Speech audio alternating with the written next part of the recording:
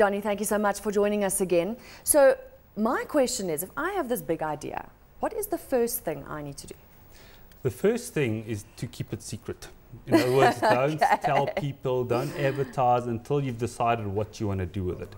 If you decide to go ahead and protect it for, by example, by means of a patent application, you then proceed to file what you call a provisional patent application. There's a number of steps that you have, but the point is until you at least got a patent application filed, there's not much protection that you're actually going to get. So the most important thing is to keep it secret and then consult a patent attorney who can then assist you with the patenting process of that particular product. So then is my idea, will that be protected if I've filed for a patent in that period?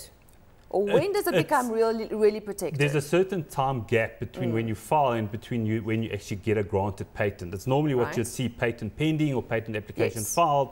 That's a typical wording that you would see. So you're not protected once you filed it, you can disclose because your essentially any application would sort of recognize that as that original filing date. So you but you don't have any correct. And then how long does it take before you now do have the patent and it's gone through? In South Africa, we have a very simple registration process. In other words, there's no substantive examination of the filed application, which has its upsides and its downsides. But the point is, in South Africa, you could probably get a patent within 12 to 18 months, which is relatively quick, and that can even be speeded up if need be.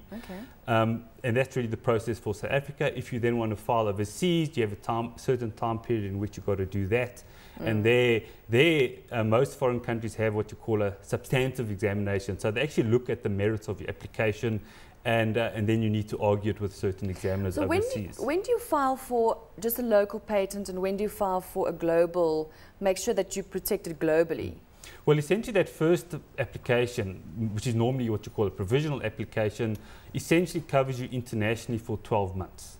Right. Which is quite nice. Yeah. And then at the end of the 12 months, you have certain options, certain routes that you can follow. Either you can file overseas at that stage, or you could file what you call a PCT application and then go into the foreign countries at the end of that particular process.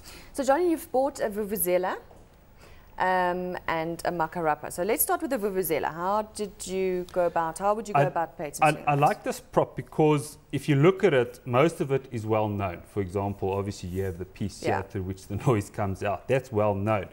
But what this particular inventor came up with was really this particular piece here, which essentially allows a noise to be created but in a very simple manner. So essentially it's a tube inside a tube, and then when you blow in, the pressure difference would cause this particular membrane to vibrate, thereby creating the noise. Right. It's for people like me that can't blow a normal Vuvuzela, so we need an invention to actually get to what it needs to be done. Correct. That's very clever. It's a very simple thing, but I like this particular prop because it shows a number of things, namely that a lot of inventions, a lot of patentable inventions are in fact improvements. Yes. So this is an improvement. It's not something brand new. In other words, a Vuvuzela or a device to make a noise is not brand new. It's addition of this particular thing. It's an improvement. Right. And that is really what the heart of this patent is. So was this invention created before, during, or after the World Cup? Quite a bit before. Okay. This is so that was a good few years ago, yeah. All right. And then what have you got here for us? This is another fun one which was actually developed by a client of mine. Yeah. And essentially what it is on a single piece of paper, you can stamp out this blank or form. Yeah.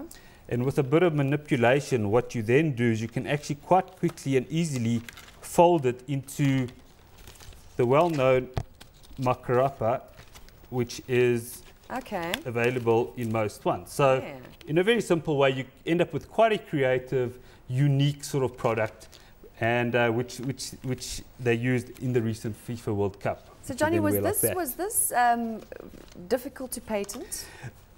Funny you ask that. Quite often the very simple ones, such as this, can actually be quite difficult. And what would make it difficult to because patent? It's the mere simplicity. Because over here it's slightly more complex because you have various pieces and components, and you can list and label them. But essentially, in order to provide decent protection, obviously the wording of the patent is critical, which is why patent attorneys have to study for so many years. But essentially, the wording of the claims in the patent document are critical to obtain the necessary protection. So, at the one hand, you want to ultimately try and protect the broad idea, the invention, the real broad concept.